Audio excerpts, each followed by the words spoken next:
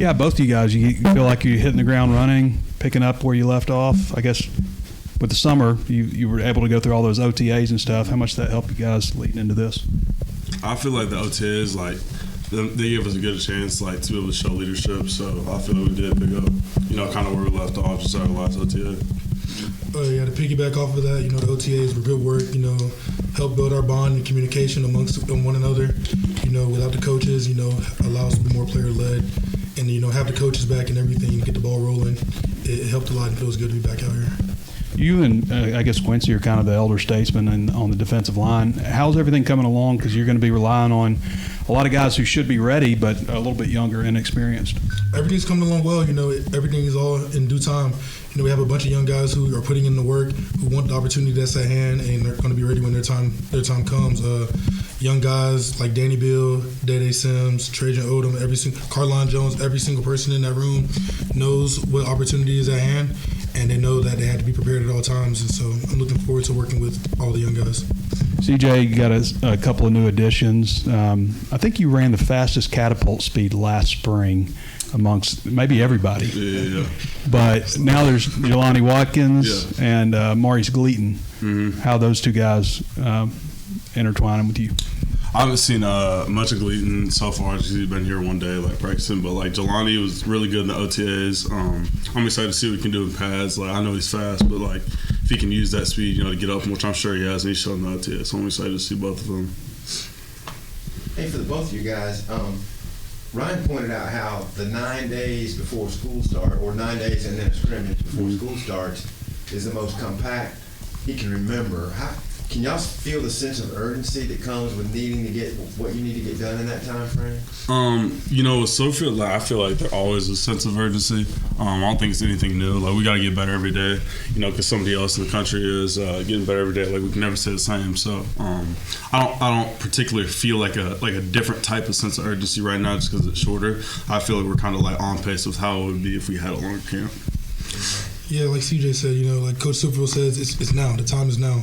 So, the sense of urgency is something that we've always, kind of prepped in our mind. This is how we want to prepare on a daily regimen. Nothing unusual. It is a shorter camp. However, we're just coming in with a one day at a time mindset and just getting ready to work. Coach Roberts was just up here, and he said what he saw today was better than anything he saw in spring. And I want to get your thoughts on what do you see to be able to make that type of comment, and what did you see? Me personally, I'm going to have to watch the film first before I make a comment on today and how it compares to other days. But for him to say that, it shows a lot. Us guys on defense put a lot of hard work in this summer. Just being together, communicating with one another, being vocal and just coming across as a whole defense and just trying to make everything align as one. So for him to say that, it means a lot. I don't know what we did that made it so special, but I can't wait to watch the tape and see what happened today. I guess just for both of you guys, during OTAs, what was y'all's biggest areas of growth that y'all were working on to get to where you were now in preparation for fall camp? I feel like just the cohesion of the offense, especially the skill positions, obviously the D-line, O-line is doing their thing, but we're running through 7-on-7s, doing 1-on-1s, getting our timing down more with the quarterbacks, things like that. I would say for us, everyone just being on the same point. We want to all be able to look at the formation of the offense, call out what we may see, what type of reads they may give us, and be able to play faster. Have a tip or a key before the ball is even snapped. That's something throughout this whole summer in the OTAs that we worked on. Looking for keys and signals that can help us become a faster, more intelligent unit. So definitely that. CJ, obviously everyone wants to hear about what's going on at the quarterback. So what have you kind of just seen out of those guys since spring, and what do you make of their progression so far? I think they're two obviously great players, two great competitors. I feel like, competition, like I was telling you on the spring, competition is going to bring the best out of a player, and obviously the best man is going to win, and that's why I want to be my quarterback. I want the best quarterback out there. So just seeing them two compete is really good. Hunter, we've heard Coach Soderfield yesterday, Coach Roberts today, both kind of single out Danny Beal as a guy that they want to crack the two deep, and that can be difficult to do as an interior defensive lineman in the SEC. What are some qualities that he has that makes that possible for him to have playing time this season? Well, first of all, Danny's 6'6", 350. He's huge as I don't know what, but he wants to be able to help us this year, and that's the thing with Danny that it sticks out to him the most as a young guy. He's always asking me questions, always asking the coaches questions. He always wants to get better. like in our position room, we have buddy system, and me and him got partnered up, and he was ecstatic. And like even last night, it's like 9 o'clock. He asking questions for the install, getting ready for today. He always wants to get better one day at a time, and sometimes he can't get hard on himself, but he's a young guy, and I try to tell him, it's all part of the process. You just got to stay grounded. Don't get too overwhelmed with everything going because you're still young. But he definitely can help us this year.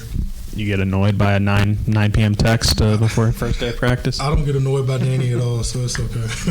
CJ, there aren't too many of y'all left from the 24 class. I'm just wondering how important it was for the guys that are still here, you, Kobe, Brad, KJ, whoever else, to kind of stick around and what the relationship is like there. Yeah, I think we had a great coming in core group of that class, and I'm glad we all stuck together. I think just being able to grow here in one place is really good for all of us. Yeah, I really like that group. And Coach Sutterfield said at SEC Media Days, he doesn't want you guys kind of worrying too much about what happened last year, but I imagine that can be hard to do. How much do you guys talk for the guys that were here last year about trying to right the ship and have a better season this fall? Obviously you can't. I can't do anything that happened about last year. But my actions that I take right now can affect what goes on this coming season. So I feel like we're more like a forward-facing kind of attitude toward it all. Hunter, just how would you describe what makes Coach Roberts different from other DCs that you've had? Well, I've said this before. I feel like Coach Roberts is one of the most intellectual people that I've ever talked to when it comes to football. The way that he can break down the defense and break down why we do certain things and how it counters the offensive scheme, it's incredible. I love, just sitting down with him, asking him questions. Okay, why do you call this against an 11 picture? Why do you call this against a 12 picture? And he goes boom, boom, boom. He lays out every single thing that, could happen. You can be blindsided and expect some unexpected things, but primarily he calls stuff to, counteract some of the offense's tricks, and just him being able to, explain that to us in detail to some people who may not comprehend as well. It's a tremendous feat. I've never seen anything like it. And then CJ, I think when we talked to you in the spring, you said that you really liked just Coach Cramsey's schemes, how it was a little bit simpler than maybe what you're used to. How does it, how do you feel compared to maybe other years as far as how much you know the playbook going into fall camp? I'm really confident, obviously, because it's our third time going, or really our fourth. So, you go over in one winter, then you do spring, then OTAs, and then now. So, just mastering those first 4 installs and not getting bored with, the fundamentals of it all. Because, realistically, that's what you're going to revert back to, in, tough games, tight games. You're going to want to do the plays that, or the base plays, perfect. Yeah. So.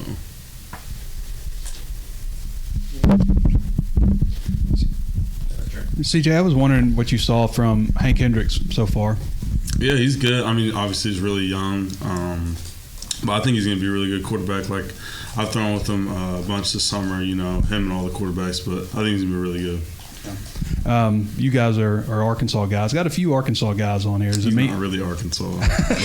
Yeah, he's from Texas. Well, he's played He played a season here, yeah. Yeah. Well, does it mean anything? Maybe do you feel like it means anything extra, or kind of an ambassadorship on your part, being from Arkansas? Yeah, I feel like that's part of my responsibilities. Represent the state well. I'm from here. I grew up through here, and my mom has to go to work on Sunday, and her colleagues ask her about it. So I feel like I'm obligated to play well. You know what I'm saying? Yeah. So. What do you think about the secondary? We didn't see you guys go against the defense any, but what do you think about when you line up against Joker or Shelton or Lakai or Braden Lee even? Right. I think I didn't hear Coach Roberts, but he said they had a good day, and I agree with him. I think they had a really good day. There wasn't any, from what I can remember, there was no bust, which is, that's impressive for a first-year defense. There's going to be, they're going to not communicate well, but today I didn't see any of that, so I thought that was really impressive for a day one. How big of a boost is it for the wide receiver room having CC? I know you guys had the spring, but obviously he missed fall camp last year just to get so close to the season. He's healthy, and what's he bringing to the room right now? This is a really good ball player. I knew that even, y'all saw last spring. He's a really good ball player. And he knows how to work space really well, and he understands football. So, that's a huge boost for the room. And I think it would have helped us a ton last year, but I'm glad that he's on the field now and playing. last couple of years, your first fall camp practice was bright and early in the morning. Any different today going in the brutal heat at 3:15? No, we had an afternoon practice for the first. For the first one, you think? Yeah, it was. Okay. Remember Ty Broden? Yeah. I feel like that was spring, maybe. Nah, that was fall. It was hot out there, but nah. Yeah, I mean, football's gonna be played cold in the morning, afternoon. So you can't really think about that too much. You just got to go out there and perform. So.